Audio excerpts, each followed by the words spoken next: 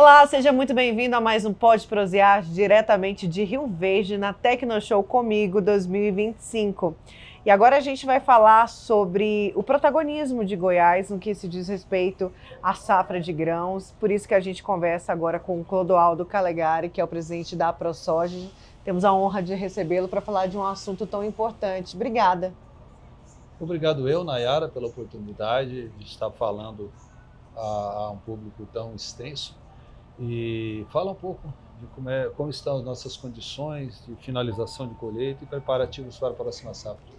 Já sei que Goiás é o terceiro hoje, se coloca na terceira posição de maior produtor de grãos do Brasil, né? Tomou um lugar ali por conta do que aconteceu no Rio Grande do Sul, ficando atrás só do Mato Grosso e também do Paraná, né? Só atrás do Mato Grosso e do Paraná.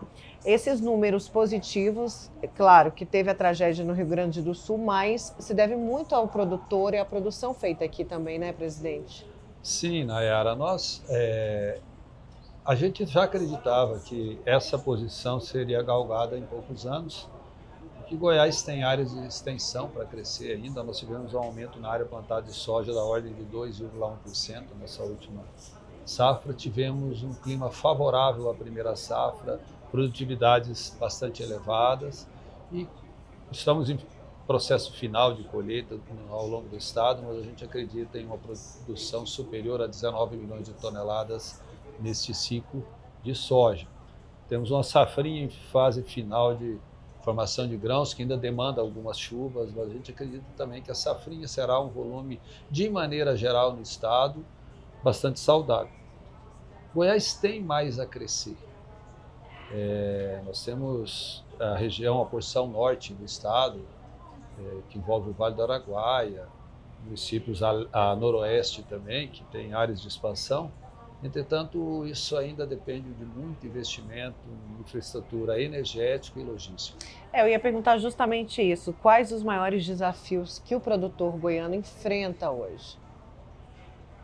Eu baseio principalmente em 3 desafios. O primeiro, estrutura de armazenagem. Nós temos uma armazenagem deficitária, nós estamos muito abaixo do que a gente consegue produzir em termos de armazenagem. Algumas regiões têm um pouco mais de armazenagem em bases em cooperativas, em armazéns gerais. A nível de propriedade, ainda falta bastante investimento, possibilidade de investimento, pois taxas de juros muito elevadas, o investimento em si é muito vultuoso para se construir um armazém a nível de propriedade. Então, armazenagem é uma delas.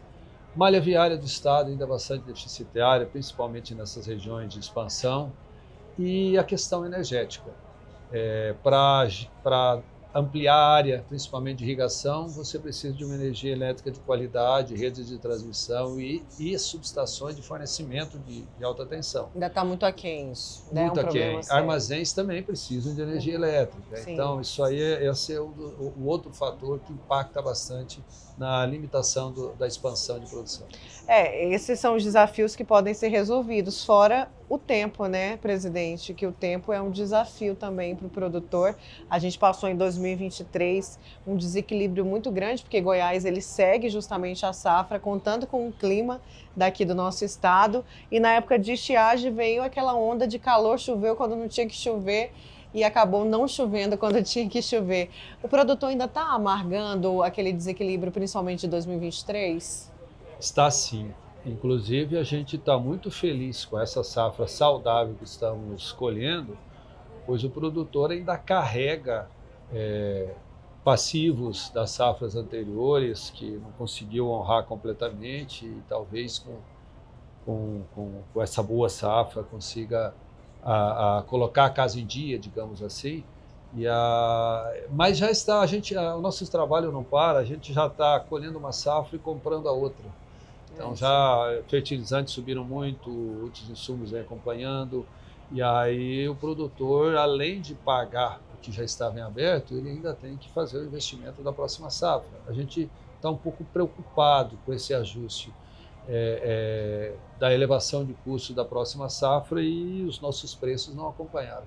Pois é, vou até entrar nesse assunto, porque o produtor principalmente pequeno, médio, ele precisa de linha de crédito, né, presidente?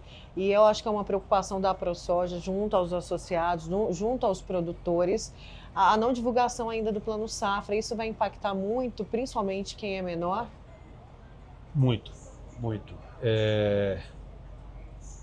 A meu ver, o Plano Safra deveria sair durante esse mês de abril, no mais tardar no mês de maio. Como eu te falei, a gente compra cada vez mais cedo e mês de abril já está atrasado. Hoje de manhã eu estive conversando com o presidente da cooperativa, o senhor Antônio Chavaglia. Os negócios dos cooperados estão andando a todo vapor. Estão andando em negócios com troca de grãos, é o processo que a gente chama de barter, ou alguns vendendo o grão disponível para comprar o produto à vista, pois não dá para esperar um plano safra igual ao do ano passado, que veio no início do segundo semestre, veio no mês de julho. E não veio o crédito suficiente para todo mundo. Exatamente. Um número muito bonito, um número estratosférico, um número impactante, mas que, na realidade, não conseguiu ser aplicado. E quando chegou no segundo semestre de 2023, na virada para esse ano, acredito, não lembro exatamente quando foi, o governo ainda tirou a subvenção, que é o que faz equaliza a taxa de juros. Hoje, juros livres de mercado, nós estamos falando em 18%, 19%. Tem muito produtor correndo para contratos em moeda estrangeira, em dólar, pois as taxas de juros em dólar são um pouco menores, mas aí ele fica exposto à oscilação do câmbio.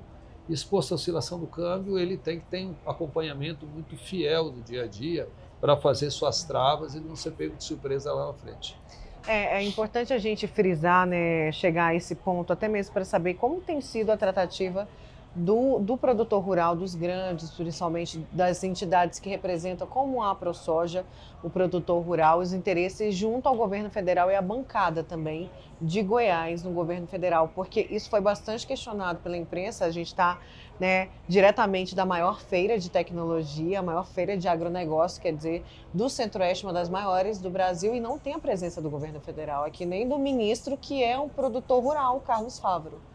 E eu te garanto que o convite foi feito. Foi feito? Eu vi isso da boca do presidente da Comigo, eu enviei o convite formal, pedi a interlocutores que o convidassem e ele não se fez presente. É lamentável, essa é a segunda maior feira de negócio do país. Uhum.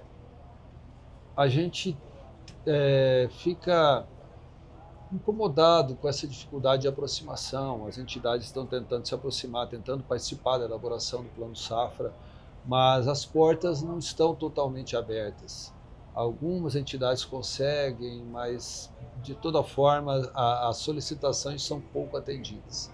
Então, assim, é muito triste a gente ver um setor que trabalha tanto, que é tão importante para a sobrevivência do país, que gera emprego, gera renda, gera economia para os municípios, aumenta, onde a agricultura e a pecuária passam, elas aumentam índice de desenvolvimento humano, aumenta a qualidade da educação, gera riqueza para os municípios, e a gente está tão abandonado.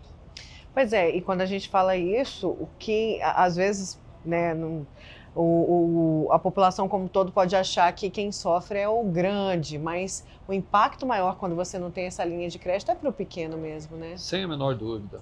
O pequeno, o médio produtor são os mais impactados, porque normalmente são os que têm no Plano Safra a sua salvaguarda. Os produtores de médio porte acima, eles conseguem crédito em cooperativas, em multinacionais, em revendedores, conseguem fazer ou em bancos privados, em alguns outros tipos de linhas de crédito. E o pequeno e o médio, principalmente o pequeno, eles ficam no aguardo, na ansiedade pela divulgação do Plano Safra para ir lá fazer seu Pronaf. E às vezes, mas o Pronaf tem subvenção, mas tem outros penduricalhos, outros custos que oneram ele também.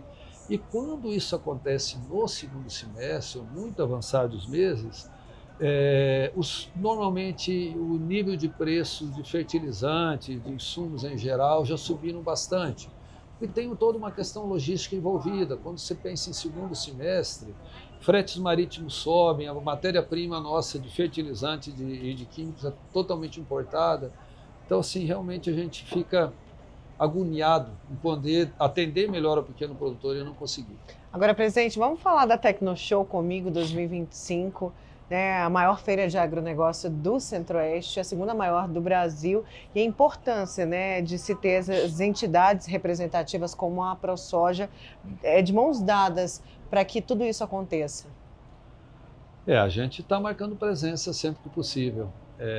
Nós, felizmente, tivemos um trânsito de pessoas muito extenso, estamos tendo um trânsito muito intenso de pessoas, de associados e não associados, muitos conhecendo negócios, o trabalho, né, da ProSoja, do IGA, que é o Instituto Goiano de Agricultura, que é o nosso parceiro, que faz um trabalho de pesquisa extremamente importante para o produtor de grãos. O produtor tem que buscar novas tecnologias, buscar estar sempre alinhado com as novidades para atingir altas produtividades, justamente para conseguir se manter no negócio, levar em frente seu trabalho. A feira, ela nos traz novidades em tecnologia, em palestras, em informação de mercado, de clima, que é isso um dos fatores que a gente está sempre exposto, como você bem colocou antes. Mas, se nós conseguirmos investir em tecnologia, não só de máquinas, mas tecnologias de manejo, de construção de planta, de desenvolvimento de nossas lavouras, a gente vai conseguir atingir patamares de produtividades melhores. Isso mitiga o nosso risco climático, o risco comercial, o risco cambial, isso tudo interfere. Mas se nós fizermos a nossa parte bem feita, a gente vai ter um impacto um pouco menor disso aí. Falando em parte bem feita, eu queria até que o senhor falasse, para quem não conhece muito da realidade do produtor rural, ainda existe uma cultura de algumas pessoas pensarem que o produtor rural é um inimigo do meio ambiente, o que não é verdade, né, presidente? Até porque interessa muito para o produtor rural que tudo esteja em equilíbrio e ele vem preservando, ele vem buscando tecnologias sustentáveis. Eu vi isso demais na Tecnoshow, né? A preocupação de buscar, por exemplo, maquinário que emita, que seja muito mais sustentável, recursos que traga ali para a produção maior sustentabilidade. Isso é uma realidade já dentro do campo. Isso precisa ser desmistificado. O produtor rural tem o meio ambiente como seu grande amigo, parceiro, e não como um inimigo.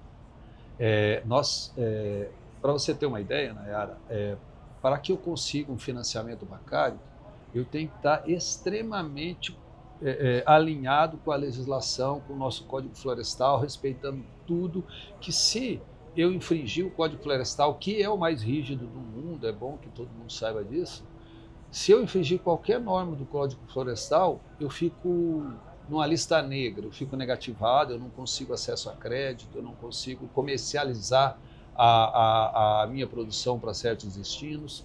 Então, assim, essa é a primeira coisa que tem que ficar bem clara. O produtor rural é muito preocupado, sim, com as questões ambientais. É o produtor rural o mais preocupado no período da seca em combater incêndios. Hoje, os incêndios que ocorrem na área rural, quem combate são as brigadas formadas por grupo de produtores. A gente investe, tem grupos de comunicação, levantou uma fumacinha aqui, sai todo mundo correndo e vai lá controlar. Então, tem gente ainda que acredita que somos nós que colocamos fogo. E isso está muito longe da realidade. Como que alguém coloca fogo na própria casa? Exatamente. Ninguém coloca fogo na própria casa, muito bem lembrado. Então, assim, isso tem que ser desmistificado. A gente trabalha incessantemente para que as leis sejam respeitadas, que o meio ambiente seja preservado, porque nós dependemos de um clima que vem do que acontece no dia a dia do meio ambiente. E tem uma coisa que pouca gente sabe, além da sustentabilidade, além do agronegócio ser muito sustentável, existem técnicas para avançar mais nisso. O produtor brasileiro, o goiano em especial, tem praticamente toda a sua lavoura cultivada em sistema de plantio direto. O que é o plantio direto? O plantio direto na palha é um sistema de produção onde você não tem aração, gradagem e revolvimento do solo. Essa técnica, principalmente aqui no Centro-Oeste, que conseguimos trabalhar com safra e safrinha, primeira e segunda safra, ela fixa muito mais carbono, retira muito mais carbono da atmosfera e fixa no solo, por exemplo, do que uma floresta estabelecida. Pois A é. floresta amazônica estabelecida sem cortar uma árvore, sem nada, sem ser manejada, ela está em equilíbrio. Uhum. O plantio direto, o cultivo de culturas anuais, ele está tirando dióxido de carbono da atmosfera, enchendo o grão da produção, produzindo alimento, e o seu excedente é jogado pela raiz da planta para o solo. E o plantio direto faz com que esse carbono demore para voltar para a atmosfera. Então, como nós fizemos 2 safras por ano, isso é uma arte, digamos assim, é fantástico. É uma arte do produtor. Exatamente. Tá certo, presidente. Nosso bate-papo vai chegando ao fim. Eu queria que você reforçasse para quem não conhece a Tecnoshow, que conheça nas próximas edições, que a Tecnoshow, claro, ela tem um papel muito importante para o produtor rural, mas também é feita para quem quer entrar no mercado do agronegócio. Oportunidade é o que não falta. Claro, claro. Nós estamos aqui todo ano. A gente vê muitos amigos produtores circulando por aqui, mas é muito interessante essa inserção no negócio de quem está de fora, e nós temos visto muitas escolas circulando por aí.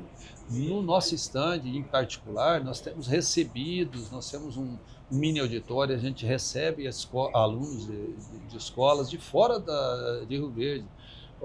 Nós tivemos na nossa programação 2 escolas de Goiânia e uma de Trindade, para vir ao nosso stand, entender um pouco mais de como é o ambiente, como é o universo agro. Nós temos espaço no agronegócio para profissionais de tantas áreas, profissionais de TI, profissionais de inteligência artificial, profissionais de mecânica, de engenharia, não é só profissionais da agronomia. Então, assim, e o Tecnoshow tem um horizonte muito amplo para essas pessoas que não são do setor virem conhecer e tentar entender um pouco mais desse setor que movimenta tanto a economia brasileira. Presidente, muito obrigada. Obrigado eu, e a ProSoja está sempre à disposição para quando quiserem bater um papo mais saudável. Com toda certeza. Essa foi mais uma edição do Pode Prosear, diretamente de Rio Verde, na Tecnoshow Comigo 2025.